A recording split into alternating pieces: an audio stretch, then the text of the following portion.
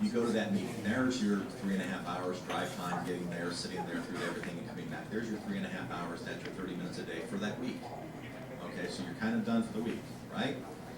You'll notice that we passed out a worksheet. Okay, on that worksheet it says basically your profile of your candidate.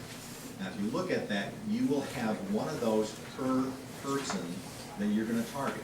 Now let's just say, as example, Homer and the gentleman with him, they decide they're going to go after candidate number 1, okay, city official, school board member. And I'm going to start to address everything with school boards, so just kind of keep that in mind. Table 2, Table 3, Table 4, Table 5. There you have 1, 2, 3. There's 5 members in your school board, correct? Anybody know? 5. Okay, good. I got a nod here. Okay, 5. Okay, there's 5 on mine. Most school boards have 5. Okay, very, very few that I know have anything more than that or very less than that. So within that, you have 5. All you have to do then is you have your profile sheet. Start to take notes on that individual. Find out. Now, the real antagonistic people, you still might want to track them, especially if they're 30, 40 years of age, 50, because they're maybe trying to launch their own political career. You want to track them and be able to keep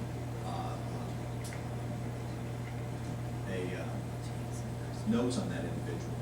At one point in time, just within Cuyahoga County, I had a stack this tall of officials in the county. Now, this was a long time ago. I was a political action chairman of Right to Life back in the day, before they decided to terminate political action committee for whatever reason. So I had a stack like this. I knew where all these people were at. Bill Mason, he was the county prosecutor, okay, up there. And obviously, there was a lot of things that I can say with regards to that. But I knew, and I still know about a lot of things that were happening back in 1990, okay? These are the things that will help you to be able to know where these people are at. The things that they have said are only going to be known as to their intent if you meet with them outside of the public arena. This is where it's going to get into. Now you've taken your notes, you know a little bit about the individual, you've studied up on the individual, you've looked at the minutes. Now what you want to do is you want to introduce yourself. You want to make a phone call and you want to say to them something to the effect of, hey listen, I'm interested in with regards to getting involved with the community. I'd like to find out if I can take you out for breakfast or for coffee and sit down and pick your brain a little bit. If they are at least, what's the one I want to say? If they're not antagonistic, they're going to probably want to meet with you. They're probably coffee, breakfast, they ought to eat, right? Spend the $10, go to McDonald's, go to wherever, go to Dunkin' Donuts. Take the time to do that. This is critical. If they, and some of you, I'm going to offend you on this, but I apologize, but it's very critical from a strategic aspect of this. If they drink, if they go to a bar, be willing to meet them at the bar, because once they have a drink in them, guess what? They will share a lot more information. Trust me, I have learned so much. If you really, really want to see the dredges of what goes on election night, go to, I'm going to say radical parties. I guess that's the best way I can say it. Go to their celebrations and listen. Don't drink. Take some cider or whatever and listen to them. Oh my goodness, I cannot believe the information that I learned as to what these people literally think. And it's not just what they think, but things that they would expose. Okay, I sit there and I'm going, the FBI should be here. You know, IRS should be in here. You know, they would have a field day with this. Everybody, I went to one thing, and everybody but about 4 or 5 people were hammered. And the things that they were saying that we did, yeah, we did this, we stole the signs. How many signs did you get? Well, I got 50, I got 100. Hey, did you get your paycheck for that? Wow. You learn a lot of things when you go in their social circle. So now I'm into the second aspect of things. Find out if they're in the garden club, if they're in Kiwanis, okay? Find out what they're in and attend that meeting. So now you've done your preliminary research. You've gone, and now this is going to take several weeks, okay, of doing your research, looking these things up, making sure that you've prepped yourself properly so that when you go and you meet with them, there are going to be certain things that you know about them, not to speak about. There are certain things that you're going to know what to speak about. Their children or grandchildren are great topics to speak about. Hey, I heard so-and-so talk about, little Jane, you know? Or just ask questions about them. What hobbies do you like? Find out every detail you possibly can, because it is very, very crucial. When you talk with them, they're narcissists, right? Am I right? You smile. They are narcissists. How many of us are narcissists? I'm a narcissist.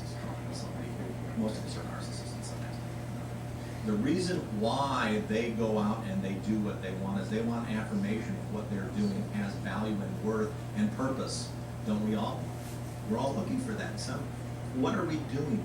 I need a goal. I need something there. There's an old proverb that says, where there is no vision, the people perish. The actual, and it's Hebrew, the actual wording in that is where there is no purpose, where there is no hope, where there is no anticipation of the ability to actually grasp a hold of life. That's the Hebrew. It's a lot more descriptive than English, right? The people will faint away. They will actually dry up. The literal meaning of that is that their bones will dry up. They will lose hope. They will become cynical. In our terminology, they become cynical. They become antagonistic. They become bitter, hateful. Now, if they get to the extreme, obviously they get to that point of where they start to do damage in the community. I'm going to make a difference. I'm going to change. I was talking with a fellow, just 2 weeks ago, and what he wanted to do is he wanted to, out here in this area, he wanted his own bus stop in front of his house. That's what his whole purpose in life was. I sat there and I went, you mean to tell me that is more of interest to you? Well, the safety of his child. And I'm going, yeah, I understand, and I know his background. There's a lot of things that go with regards to the safety, and he literally went through years with a situation. But that's not what you need to be focused on with regards to your public individual. Fixing the pothole in front of your house, guess what? You're self-serving. You're just as narcissistic as them. Understand something. You need to appeal to what they want. They want to stay in power. They want to be able to affect something in the community. They want to leave a legacy. They want their name known. They want their name on a building. They want their name on a landmark or something. Am I right? Most of the people look right that they do. And what you're going to end up finding is that you ask questions about them, finding out about their family, finding out everything that they like to do. You're going to be able to understand their thinking. Now, keep in mind, and I have this down here, understand, this is about networking, making friends, socializing, developing relationships that will develop the foundation to impact your community. So you're going to need to do two things. Overcome your fear of doing this, and overcome laziness and the lack of persistence. Okay? This is crucial because the most intellectual individual, the most talented individual, the best speaking individual isn't always the individual that's actually able to accomplish the task. I have a friend of mine, I shared this with Marty. I have a friend of mine. He's been in sales for over 30 years. He makes an okay living. He just got a new job. It just started this last week. It has the potential for actually being his career maker. Well, he's not a great salesperson. He's not even a good salesperson. He's an okay salesperson. Okay, he makes a living, all right? But he's been doing it for 30 years. He's persistent, and guess what? He's made a living for 30 years doing something that he's okay with. He's really, really talented at writing. I mean, it's unbelievable. That's what he can do. You need to understand something. You can accomplish something, and he has accomplished some various things. It's taken 30 years to get to this point, where now he actually can make a living doing something that he was okay at for 30 years. Now, what I want to provide you here is the mechanics, not the philosophy, the mechanics of what we're talking about. I'm not going to get into gun control, the various issues and everything else, and neither should you when you first talk with the individuals. You ask questions. Homer, tell me a little bit about yourself. Now, don't respond, because I don't want you to. I know you're from West Virginia. You did, school teacher and superintendent and so forth. I know a lot about Homer. Homer, what are the things that are of interest to you? Homer, why did you run for office? Why are you in there? What effect do you want to accomplish in office? Do not make the statements and say, are you trying to make a change in this community? See the difference? What changes are you making? One is accusatory, one is inquisitive. That is the difference of what we have got to have in the mindset is we have got to inquire, do the research, do the study. This is one of the reasons why Thomas Jefferson Knowledge Institute for 2.5 years, we have been laying the foundations for a lot of things. In business, and I'm going to relate this as a quick story, in business, we tell business people at the bank, you're starting your business, how much capital you have. You're going to be in a restaurant, as example, a restaurant, let's just say like, separate this from the golf course, okay? Separate this from the store just as a restaurant in and of itself. If they were to start today and they did not have enough financial resources to run for 2+ years, about 2.2 years, paying all their staff, paying for everything that they have, all their costs, all of their payments for 2.2 years, they will not succeed, no matter how good they are, unless they are part of a franchise. Starting up a business is like that. Most businesses, it's 18 to 24 months to be able to start something. That's where we're at with our project. So kind of give you a bit of an idea. We're through a lot of the R&D, and what we've discovered is teachers want to be lazy.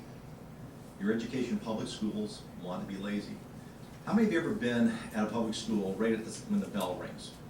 Anybody? Okay. You ever seen how many teachers are leaving before the students? I would pick up my kids and I would be there 10 minutes before the bell, okay? Basically, I want to be first in line and find out everybody else want to be first in line, and so I'm 25th in line. And I'm sitting there and the bell rings, and I'm telling you, in some cases, the bell has rung and there's already teachers in the parking lot climbing into their cars. The students know this, they understand this. The percentage that I had at my child's high school, and I'm not exaggerating this whatsoever, half, by the time I got to pick up my son, half of that parking lot was empty. Okay? So keep in mind, there is that element that you're going to find with any public official as well. They're going to want to do what they possibly can that serves their interest. You have to appeal to that interest. Now, how much time do I have here? I'll look at mine here. Okay.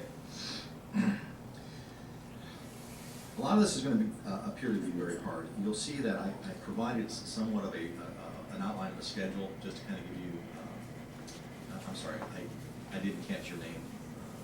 Nancy. Hold that up just so that everybody just kind of like that. Okay, you see that's a little schedule.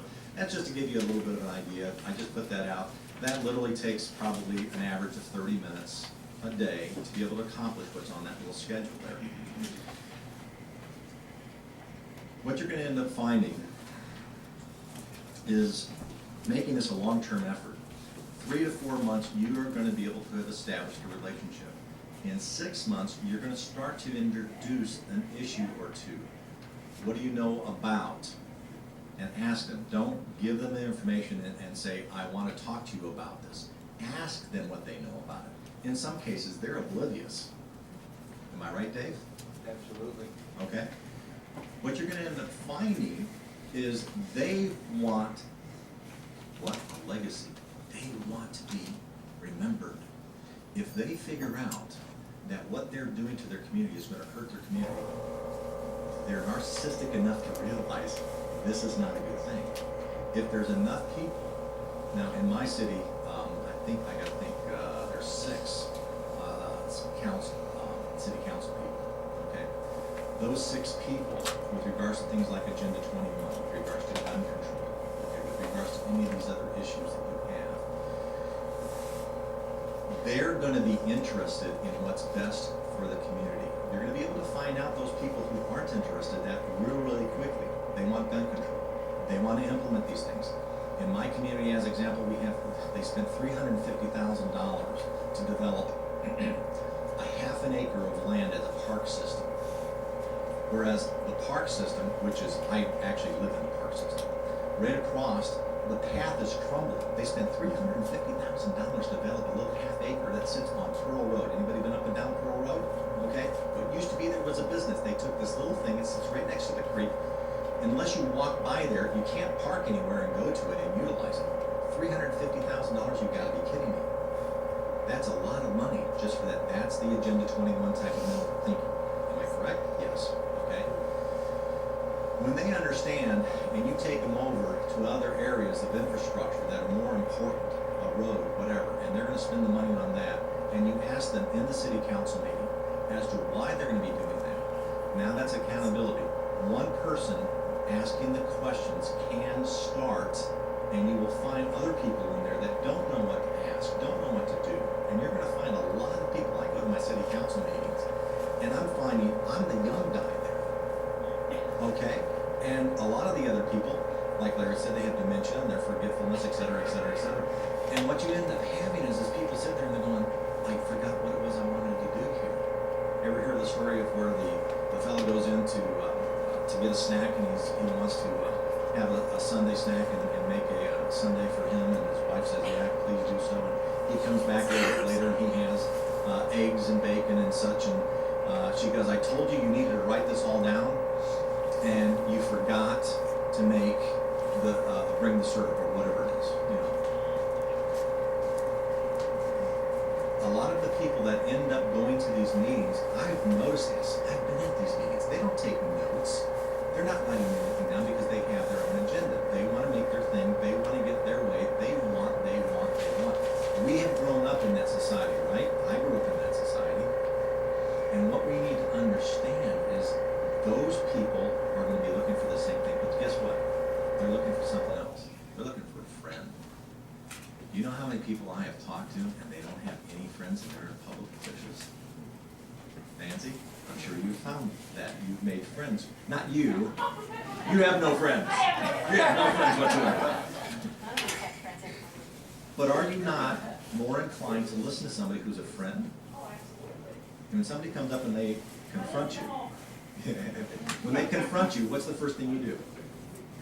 What's the first thing you do when anybody confronts you? I'm really asking. Confront you.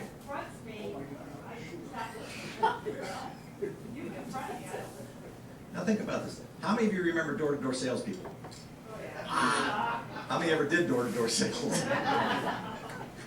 One of the things that it was always humorous to me is when they come in and they say to you, you need to have this product. This thing is going to be able to change your life, and it's a Kirby vacuum. Okay? Holy cow. The very first thing that the persons want to do nowadays, because we're now acclimated to this, is you want to shut the door. How many have door-to-door salespeople now coming to your doors? She goes, I have Magazine people. magazine. Yes, and they're selling candy bars and things like that. And usually you find out, you know, what they are, and you're going, oh my gosh, I bought a candy bar from you last year and it tasted horrible. Sorry, you know, I'm not interested anymore. Right. When you buy a car, you buy it from somebody you like. When you buy insurance, you buy it from somebody you know or you like. When you sell an idea, you sell it to somebody who you have befriended. How long does it take to make a friend? It takes some time. That's what is indicative and what's necessary. Within the school systems itself, and I have attended the school board meetings, and I'm flabbergasted. I mean, I've been in meetings where there's 200 people, and it goes on, and it's 5 hours later. So I just want to caution you, that's your 2 weeks worth of 30 minutes a day. What you find is you look at the officials up there, and you'll be able to determine as to those that are listening and that you can reach. And typically out of 5, you're going to have 3. Okay, you're going to have 3 that you're going to be able to reach. Target one of those people, and what you're going to find is you might have to take 3 of them out to breakfast or coffee to find the one that is going to be the person that is going to help in making the rest of the school board, the school system accountable. Now, I've been at this for 2.5 years within my own school system, and I'm going to tell you what. Now, we're the 8th largest school district in the state, so it is hard. We have over 400 teachers. It is difficult. We're coming up with a way to be able to bypass that with this premier resource library on the web. We're hoping to be able to launch it within the next 30 days. However, the actual aspect for teachers to access this, it's going to take some time, as I just shared with you. What we want to be able to do is to also have it so that you can direct them. Now, this information that we're going to have is going to have conservative information. It's going to have historical information. And in that regard, it's going to have some information that deals with faith. Now, we are going to make sure that it is secularized to a degree. Initially, we want to make sure that we're there. Now, I need to conclude here. So I'm going to flip back And I have some copies up here for those that want to take them. I would encourage you not to take these institutions on your own. Grab somebody else. Ask them, hey guys, let's team up, let's do this. Without the support of at least 2 others, and I've done it, I'll be honest with you, I got so frustrated after a couple of years, I quit. Okay, because I couldn't find anybody else. My wife wouldn't help me. My friends at, no seriously, my friends at church wouldn't help me. My friends that are in the community wouldn't help me, okay? They wanted me to do everything. How many of you find that if you go to church, that 10% to 20% of the people are giving all the money, okay, or 90% of the money? 5% are doing all the work, okay? People want to be led. They do not want to lead. They do not want to, because it takes time, it takes effort. My gosh, I want to watch my show. I want to watch, you know, American Idol. I got to spend time over here. I got to be able to go to the movies. I got to be able to go on my vacation trips. By the way, I've only been on 2 vacations in 31 years. Okay, most of it is because I can't afford it. When you find these individuals, you're going to follow these steps. You're going to follow a methodical, mechanical step. Anybody can do it. What's your name, young lady? You. Julia. Julia, you're what, 18? 16. You're 16, okay. Julia, you're going to have more time to make an effective change than all of us in this room together. You by yourself have, because of your innocence, okay, by your age, seriously, they're going to take her, or they're going to take the little grandma less as a threat than they will take somebody like myself. They'll take